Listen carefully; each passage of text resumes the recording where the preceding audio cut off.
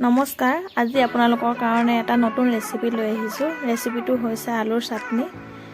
আলুৰ চাটনি ইমান টেষ্ট লাগে খাবৰ কাৰণে, আপোনালোকেও এবাৰ ট্ৰাই কৰি চাব।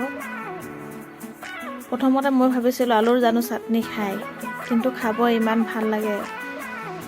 চাওঁ আহকচোন আলুৰ চাটনিখিনি বনাবৰ কাৰণে আমাক কি কি প্ৰয়োজন হয়। এটা মিডিয়াম চাইজৰ আলু লৈছোঁ, অলপ সোৱাদ অনুযায়ী নিমখ, 5 ফুটা নহৰু লৈছোঁ, অলপ গুড়ত দিয়া থেকেৰা আৰু জলকীয়া।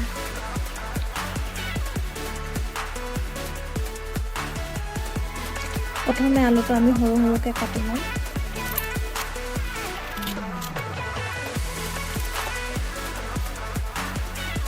মিক্সিত দিলেও ভালেই হয়, কিন্তু মই কম যে সেইটো কাৰণে খুন্দনাতে পিচি লৈছোঁ।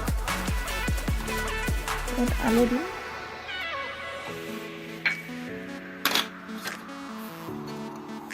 থেকেৰাখিনিও দি দিম আৰু নহৰুটো দি দিম।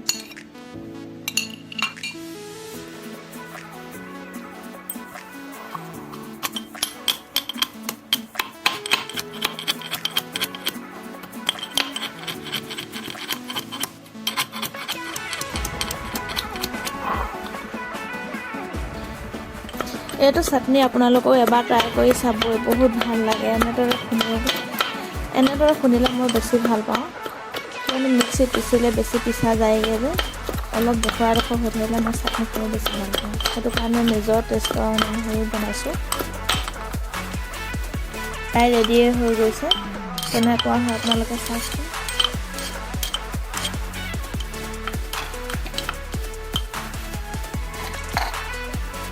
চাটনিখিনি দেখাত এনেকুৱা হয়।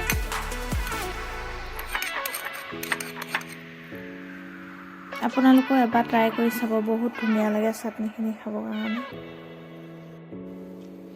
মোৰ এই চাটনিখিনি প্ৰায় ৰেডি হৈ গ'ল, এতিয়া আমি খাবৰ বাবে ই পাৰফেক্ট। আপোনালোকেও এবাৰ ট্ৰাই কৰি চাব। প্ৰথম মই ভাবিছিলোঁ আলুৰ জানো চাটনি খায়, কিন্তু খোৱাৰ পিছত গম পাইছোঁ বহুত টেষ্টি হয়। আপোনালোকেও এবাৰ ট্ৰাই কৰি চাব। ভিডিঅ'টো যদি চাই ভাল লাগিছে লাইক আৰু কমেণ্ট কৰি দিব। যদি আপোনালোক নতুন তেতিয়াহ'লে মোৰ চেনেলটো ছাবস্ক্ৰাইব দিব। ইমান দেৰিলৈকে মোৰ ভিডিঅ'টো চাই থকাৰ বাবে ধন্যবাদ।